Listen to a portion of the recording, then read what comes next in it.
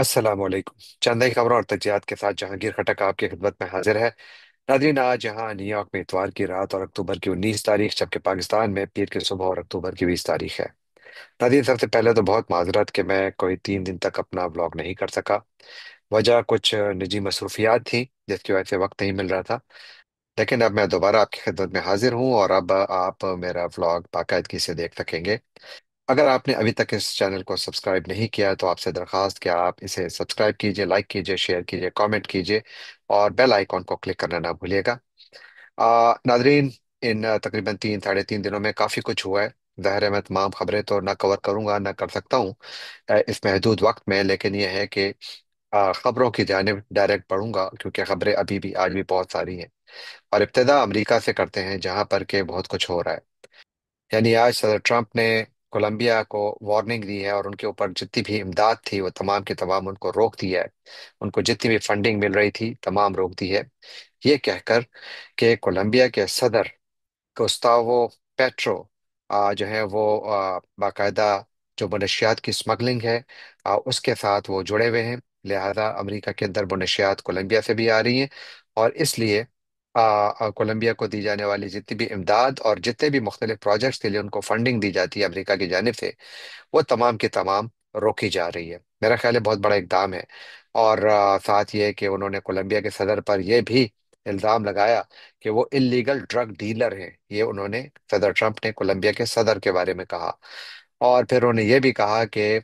Colombia जो है कई सालों तक अमेरिका से बड़े ज्यादा माली फवायद हासिल करता रहा है और अब वो वक्त खत्म हो चुका है। इसके जवाब में कोलंबिया के सदर ने भी एक भरपूर बयान जारी किया और उन्होंने कहा कि सर ट्रंप को उनके जो मुशीरान हैं वो बेवकूफ़ बना रहे हैं। और साथ ही कि गुज़श्ता दिनों में जितने भी अमेरिका ने फौजी कार्रवाइयाँ की हैं मुख्तलिफ कश्तियों के ऊपर, वहाँ पर उनको बमों से उड़ाया है। कहते हैं कि इसमें भी बेगुनाह लोग मारे गए। स्पेशली उनमें कहते हैं कि एक कोलंबियन फिशरमैन यानी जो मछलियां पकड़ने वाला माहीगीर जो था वो भी बीच में मारा गया है जिसका ताल्लुक कोलंबिया से था। और फिर कोलंबिया के सदर ने यह भी मुतालबा किया कि इन वाकयात की इंटरनेशनल इन्वेस्टिगेशन होनी चाहिए। अब तक यानी सितंबर से लेकर अब तक अमेरिका कैरेबियन सी में तकरीबन 6 एयर स्ट्राइक्स कर चुका है जहां पर के मुख्तलिफ पोर्ट्स को निशाना बनाया गया, मुख्तलिफ किश्तियों को निशाना बनाया गया और इनमें अब तक मजमूई तौर पर 29 अफराद मारे गए हैं। अमेरिका का कहना है कि चूंकि कैरिबियन सी अमेरिका के अंदर मुनशियात को स्मगल करने के लिए इस्तेमाल होता है, स्पेशली वेनेजुएला और कोलंबिया दोनों का नाम लिया जाता है। वेनेजुएला के खिलाफ तो खबरें मुसलसल ये चली आ रही हैं कि शायद उनके खिलाफ अमेरिका कोई महदूद पैमाने पर फौजी कार्रवाई भी करे, क्योंकि वेनेजुएला के सदर की गिरफ्तारी के लिए भी अमेरिका ने $5 बिलियन इनामी रकम का ऐलान कर रखा है। यूं लैटिन अमेरिका में और कैरेबियन में इस वक्त अच्छी खासी टेंशन कम अज कम कोलंबिया और अमेरिका और वेनेजुएला और अमेरिका के दरमियान अब पाई जाती है। याद रखिए कि इस साल सितंबर में जब अक़वाम मुत्तहिदा का इजलास हो रहा था यहाँ न्यूयॉर्क में, तो अमेरिका ने कोलंबिया के सदर का जो वीज़ा था वो भी कैंसिल कर दिया था, क्योंकि कोलंबिया के सदर ने अपने न्यूयॉर्क में क़याम के दौरान एक तकरीर की थी जो कि बुनियादी तौर पर फ़लस्तीनियों के हक में थी और उसमें उन्होंने अमेरिका मुखालिफ इंटरनेशनल इत्तेहाद बनाने की बात की थी। और उसके बाद फिर अमेरिका ने उनका वीज़ा कैंसिल कर दिया था। तो यूं कोलंबिया और अमेरिका के दरमियान भी ताल्लुकात इस वक्त शदीद तनाव का शिकार हैं। साथ ही अमेरिका में ये जो इस वक्त ये वीकेंड जो ख़त्म हो रहा है इस वक्त, ये बहुत ज़्यादा यहाँ पर भरपूर था सियासी सरगर्मियों से।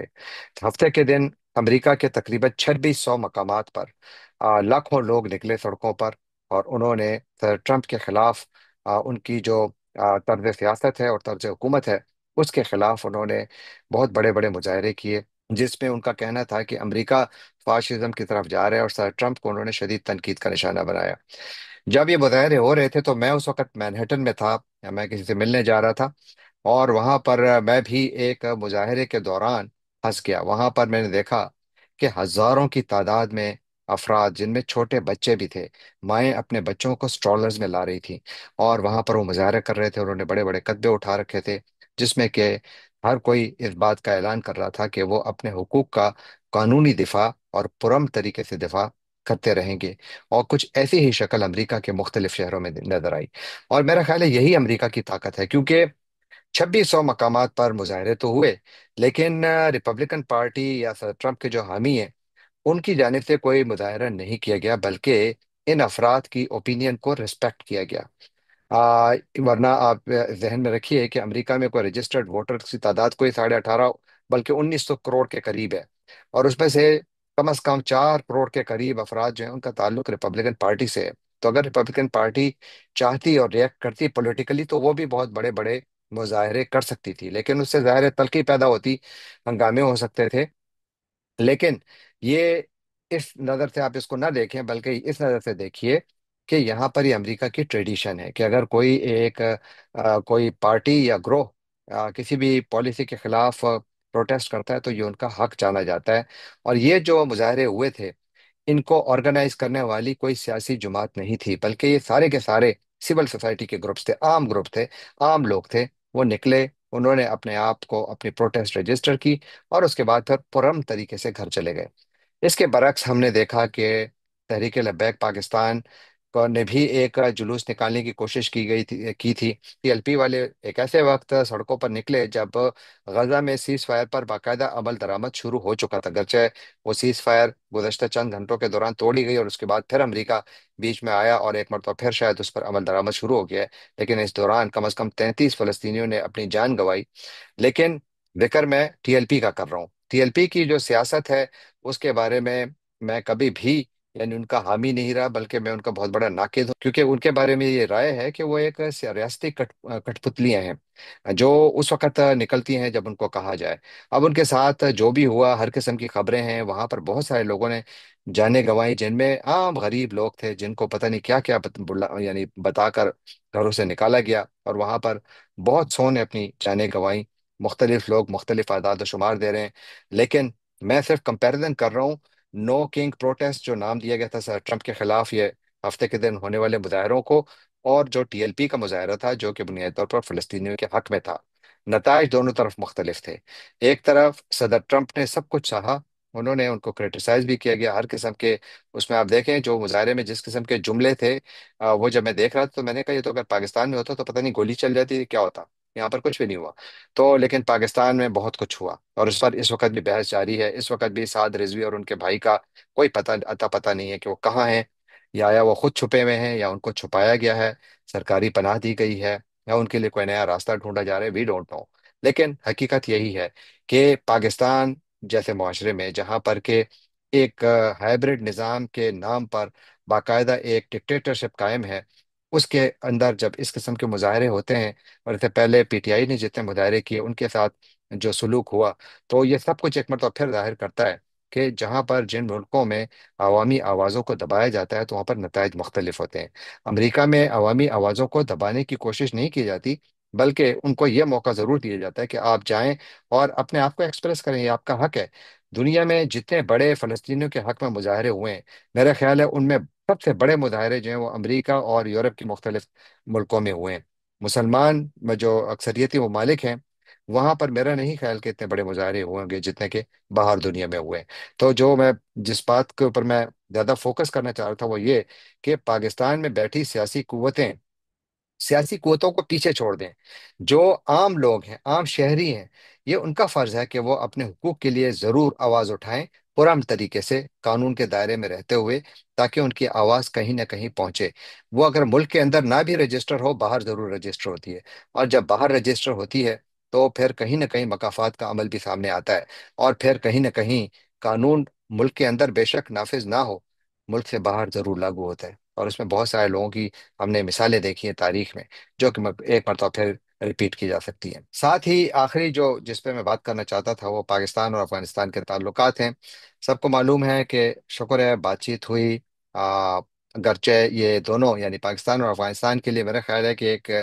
अफसोस का मकाम होना चाहिए कि इनकी क़यादतें इस काबिल नहीं थीं कि वो मिल बैठ कर अपने मसाइल, आपस के मसाइल आपस में बैठ कर तरीके से हल करते। बल्कि इसमें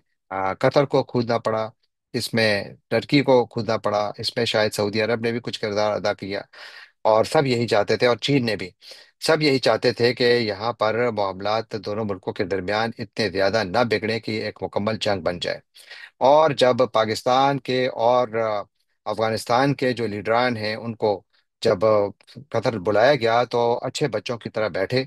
اور وہاں پر بڑے اچھے طریقے سے بات چیت بھی ہوئی۔ اور اس کے بعد پھر میں جو دیکھ رہا تھا خواجہ آصف کا ٹویٹ، اور ساتھ پھر جو افغانستان کے وزیر دفاع ملا یعقوب، ان کی میں پریس کانفرنس دیکھ رہا تھا،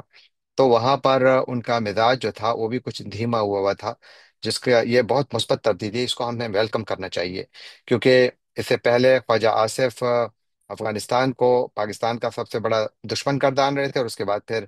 انہی افغانیوں کے ساتھ بیٹھ کر وہ بات چیت کر رہے تھے، جبکہ دوسری جانب جو افغان قیادت تھی وہ بھی اس قسم کی ایکسٹریم پوزیشنز کی جانب بڑھ چکی تھی، کہ جہاں پر ایسا محسوس ہوتا تھا کہ شاید پاکستان ان کا ایک اچھا پڑوسی ملک نہیں ہے، جس نے کہ آج بھی لاکھوں افغانوں کو پناہ دی ہوئی ہے، بلکہ یہ ان کا سب سے بڑا دشمن ملک ہے۔ تو بڑی افسوسناک صورتحال تھی، میں تو مسلسل اس بار بات کرتا رہا ہوں، اور مسلسل میری یہی رائے ہے کہ پاکستان اور افغانستان کا فیوچر مشترکہ ہے۔ یعنی اگر ایک ملک میں انسٹیبلٹی ہوگی تو دوسرا ملک اس سے محفوظ نہیں رہ سکتا۔ اس کا اطلاق پاکستان پر بھی ہوتا ہے اور افغانستان پر بھی، لہذا ان کے پاس واحد راستہ یہی ہے کہ مل بیٹھ کر بات چیت کے ذریعے آپس کے مسائل کو حل کریں اور آگے بڑھیں، لوگوں کی مدد کے لیے، اپنے عوام کی خدمت کے لیے، وہاں پر ترقی کے لیے، ان کے لیے ترقی کے نئے مواقع پیدا کرنے کے لیے۔ اور یہ صرف اسی وقت ممکن ہے جب سرحدوں پر توپیں خاموش ہوں، گولیاں نہ چلیں، اور آپس میں امن اور بھائی چارے کی فضا ہو، جہاں پر کاروبار بھی ہو رہا ہو، جہاں پر ایک دوسرے کی جانب آنا جانا بھی رہے۔ پاکستان اور افغانستان کی حکومتیں، ایک موقع ایسا آیا تھا کہ جیسے لگتا تھا کہ شاید یہ ایک بند گلی میں آن کھڑی ہوئی ہیں، لیکن اس کے بعد جب انٹرنیشنل میڈیشن آئی سامنے، گرچہ سر ٹرمپ کے وہ جملہ، ویسے تو پاکستانی میڈیا میں کم از کم جو مختلف ہمارے دوست ولاگنگ کرتے ہیں، انہوں نے اس کو کور بھی کیا ہے، کہ انہوں نے کہا کہ ان کے لیے جنگ ختم کرنا، یعنی پاکستان اور افغانستان کے درمیان جنگ ختم کرنا بہت آسان ہے، لیکن یہ ہے کہ انہوں نے کہا کہ مجھے اپنے ملک کی فکر بھی کرنی ہے۔ گویا انہوں نے اس میں کوئی زیادہ انٹرسٹ شو نہیں کیا۔ کیا وہ ایسا ہی انٹرسٹ ایک مرتبہ پھر بھی شو نہیں کریں گے اگر پاکستان اور بھارت کے درمیان خدا نخواستہ معاملات بگڑیں، جن کا امکان مجھے لگ رہا ہے کہ شاید ہم اسی جانب بڑھ رہے ہیں؟ کیونکہ chief of the army staff field marshal Asim Munir کی جو تقریر، جو انہوں نے ہفتے کے روز کاکول، پی ایم اے کاکول میں پاسنگ آؤٹ پریڈ میں کی، وہاں پر جس قسم کی انہوں نے وارننگ دی بھارتی قیادت کو، کافی زیادہ سخت جذباتی نظر آ رہے تھے، اور انہوں نے اس میں نیوکلیئر انوائرمنٹ کا ذکر کیا، انہوں نے نئی جنگ کا ذکر کیا، دندان شکن جواب کا ذکر کیا، پاکستان کی بیٹل ہارڈنڈ آرمی کا ذکر کیا۔ یعنی انہوں نے ایک ایسا نقشہ بنایا کہ جس میں ایسا لگتا تھا کہ شاید دونوں ملک جنگ کے لیے بالکل تیار ہیں، اور فیلڈ مارشل صاحب بھارت کو وارننگ دے رہے ہیں، اور اگر آپ نے کوئی بھی ریڈ لائن کراس کی تو اس کا آپ کو بھاری خمیازہ بھگتنا پڑے گا۔ لیکن میرا ایک سوال ہے، سوال یہ ہے کہ پاکستان اور افغانستان کے درمیان جنگی کیفیت موجود تھی، ابھی بھی ہے۔ یہ جو سیز فائر ہو رہی ہے، اس میں جو اگلا مرحلہ بات چیت کا ہے جو کہ ترکی میں ہونا ہے، اور اس میں آپ دیکھنا یہ ہے کہ کس قسم کے میکینزمز فائنلائز کیے جاتے ہیں۔ یہ ایک اچھی پیش رفت ہے کہ اگر کوئی اس قسم کے میکینزمز فائنلائز ہو جائیں، کہ جہاں پر ایک ملک دوسرے پر الزام لگا رہا ہے، اور پاکستان کا گلہ سب کو معلوم ہے، بہت پرانا ہے، اور بہت جائز بھی ہے کہ ٹی ٹی پی کی قیادت آج بھی وہاں موجود ہے افغانستان کی سرزمین پر۔ اور آج میں جب ملا یعقوب کی پریس کانفرنس سن رہا تھا تو مجھے ان کی ٹون بہت زیادہ کنسیلیٹری نظر آئی، بہت مجھے اسے سن کر یعنی اچھی اچھی لگی، کیونکہ وہ کہہ رہے تھے کہ دونوں ملکوں نے فیصلہ کیا کہ اپنی سرزمین کو کسی طریقے سے بھی دوسرے ملک کے خلاف استعمال نہیں ہونے دیں گے۔ یعنی انہوں نے وہ تمام باتیں کی جن کا تقاضا پاکستان کر رہا ہے، اور شاید پاکستانی قیادت سے بھی ہم یہی ایکسپیکٹ کریں گے کہ وہ بھی وہی زبان استعمال کرے گی کہ جو افغان ان سے جہاں پر گلہ کر رہے ہیں۔ اور اس پریس کانفرنس میں ملا یعقوب سے کسی جرنلسٹ نے یہ بھی پوچھا کہ جی ڈیورینڈ لائن کا کیا بنے گا، تو انہوں نے کہا جی ڈیورینڈ لائن جو ہے یہ بنیادی طور پر دو قوموں کا فیصلہ ہے، یعنی یہ افغان اور پاکستانیوں کا فیصلہ ہے، انہوں نے اس کا فیصلہ کرنا ہے، تو اس کو ہم فی الحال چھوڑ دیتے ہیں، اس کو نہیں ٹچ کرتے۔ فی الحال ہم اس بات پر زیادہ توجہ دیں گے کہ ہم زیادہ اچھے بھائی چارے کی فضا قائم کریں۔ میرا خیال ہے کہ یہ ایک اچھی لائن ہے جو وہ انہوں نے لی ہے، اگر وہ اس کو جاری رکھیں تو بہت اچھا ہے۔ تو اس دوران جب ایک طرف پاکستان افغانستان کے ساتھ ایک کرائسس سے گزر کر باہر نکلنے کی کوشش کر رہا ہے، افغانستان بھی اسی کرائسس سے باہر نکلنے کی کوشش کر رہا ہے، لیکن تناؤ آج بھی موجود ہے کیونکہ دونوں جانب لوگوں نے اپنی جانیں گنوائی ہیں۔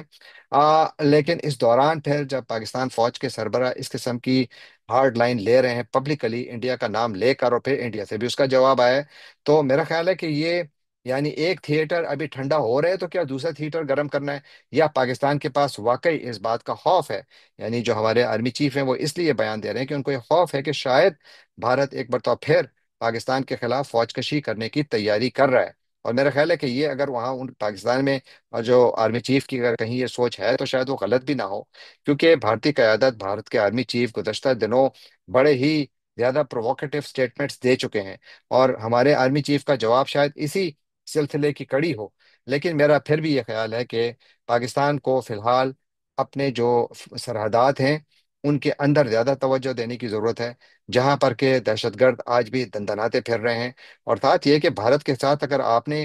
جس چیز کو سیٹل کرنے کی کوشش کرنی ہے وہ تو انڈس واٹر ٹریٹی ہے۔ تو جو تقریر ہم سن رہے ہیں اس میں کشمیر کی بات ہو رہی ہے، کشمیر کا مسئلہ تو ڈیفینیٹلی ایک کور ایشو ہے اور اس کو حل ہونا چاہیے، لیکن ساتھ جو پانی کا مسئلہ ہے وہ تو کشمیر ایشو کے جو دائرہ کار سے باہر طے کیا گیا تھا، یعنی وہ تو ورلڈ بینک کی معاونت سے، مدد سے، سالسی سے طے کیا گیا تھا، اور وہ انڈیا نے بھینس میں ڈالا ہے۔ اور گرمیوں کا موسم زیادہ دور نہیں ہے، جب پانی کی قلت آئے گی اس کے بعد پھر پتہ لگے گا کہ ہماری وہ ریڈ لائن کہاں گئی۔ لیکن بہرحال اس تقریر میں پانی کا ذکر کچھ زیادہ نظر نہیں آیا۔ پانی کا ذکر پاکستان کے فائنانس منسٹر ابھی واشنگٹن میں تھے، ان کی زبان میں بھی نظر نہیں آیا، باوجود اس کے کہ وہ یہاں پر ورلڈ بینک کے آفیشل سے ملے، آئی ایم ایف کے ساتھ تو ان کی ملاقاتیں تھیں، لیکن ان کی ورلڈ بینک کے لوگوں سے بھی ملاقاتیں ہوئیں۔ تو آئی ایم ناٹ شیور کہ انہوں نے پانی کا مسئلہ وہاں پر اٹھایا، یا ان کے لیے پانی کا مسئلہ مسئلہ ہی نہیں ہے۔ ایک ایسے وقت جب پاکستان میں پہلے سے فوڈ کی انسیکیورٹی بڑھ رہی ہے، اور وہ ایسے بڑھ رہی ہے کہ اب پاکستان کی حکومت نے جو ویٹ کی جو سپورٹ پرائس ہے اس کو 3500 روپے فی من اعلان کیا ہے، جو کہ ایک اچھی اعلان ٹھیک ہے، لیکن میرا نہیں خیال کہ یہ اعلان اتنا زیادہ معنی رکھتا ہے، کیونکہ اصل چیز تو یہ ہے کہ اگر حکومت خریدے ہی نہ، آپ اس کی قیمت 10,000 روپے فی من رکھ لیں، اگر حکومت خریدے نہ تو اس کا کوئی معنی نہیں ہے۔ اس سے پہلے بھی پنجاب کی حکومت نے جو ویٹ کے کسان تھے ان سے نہیں خریدی تھی۔ اب اس وقت اعلان اسی لیے کیا جا رہا ہے کیونکہ پاکستان میں بہت سارے کسانوں نے گندم کی فصل جہاں وہ پہلے اگاتے تھے اس کے ایریا میں کچھ کمی آ رہی تھی، تو شاید ایک خوف یہ تھا، تو اس لحاظ سے تو یہ فیصلہ اچھا ہے۔ لیکن اس کا سب سے بڑا کمپوننٹ یہ ہے کہ پاکستان وہ خریدے بھی گندم، جو کہ جس پرائس کے اوپر اس نے اعلان کیا ہے، اگر نہ خریدے تو اس اعلان کا کچھ فائدہ نہیں ہے۔ اور آخر میں افغانستان ہی کا ذکر، چونکہ پاکستان کے اوپر بہت اعتراض ہو رہا تھا کہ پاکستان بہت سارے افغانوں کو نکال رہا ہے، پاکستان نے ہی بلکہ ایران نے 1 ملین سے زیادہ افغانوں کو نکالا ہے، لیکن ان کے ابھی ایک سینئر آفیشل کا بیان ابھی حالیہ دنوں میں سامنے آیا جس میں انہوں نے کہا کہ ہم افغانستان کے لیے 2 لاکھ ورک ویزے جو ہیں وہ جاری کریں گے، تاکہ افغان ایران میں آئیں اور یہاں پر کام کریں اور لیگلی کام کریں۔ میرا خیال ہے کہ اچھا آئیڈیا ہے، اس کے اوپر پاکستان میں بھی کام ہونا چاہیے۔ پاکستان نے 1.4 ملین افغانوں کو ملک بدر کیا، اور وہ پاکستان کا حق بھی ہے، وچ از فائن، لیکن جس طریقے سے ان کو ملک بدر کیا، جس ٹائم فریم میں ملک بدر کیا، جس پروسیس کے تحت ملک بدر کیا، وہ کافی کیوٹک تھا، اس کی وجہ سے اعتراضات بہت زیادہ ہیں۔ اور ورنہ اگر پاکستان اس کو زیادہ اچھے اسٹرکچرڈ طریقے سے کرتا تو شاید اتنے زیادہ معاملات نہ بگڑتے، عوام کی سطح پر اتنی زیادہ بددلی بھی نہ پھیلتی۔ ورنہ آپ دیکھیے، آج خبر ہے کہ جو یورپین کمیشن ہے اس کو تقریباً 20 کنٹریز نے خط لکھا ہے، اور ان کو کہا ہے کہ یورپ میں ان کی ان 20 ممالک میں جتنے بھی افغان باشندے رہ رہے ہیں اللیگلی، ان سب کو ملک بدر کیا جائے، ان کو یا گرفتار کر کے ملک بدر کریں یا طالبان کے ساتھ بیٹھ کر بات کریں۔ لہذا وہاں پر بھی ایک ویو مجھے لگتا ہے آنے والی ہے، جس میں کہ بہت سارے ملکوں سے جہاں پر افغان موجود ہیں ان کو شاید ملک بدر کیا جا سکتا ہے۔ وہ ممالک جو اس میں شامل ہیں یورپین کنٹری، یورپین یونین کے، اس میں ناروے ہے، آسٹریا ہے، بیلجیم ہے، بلغاریہ ہے، سائپرس ہے،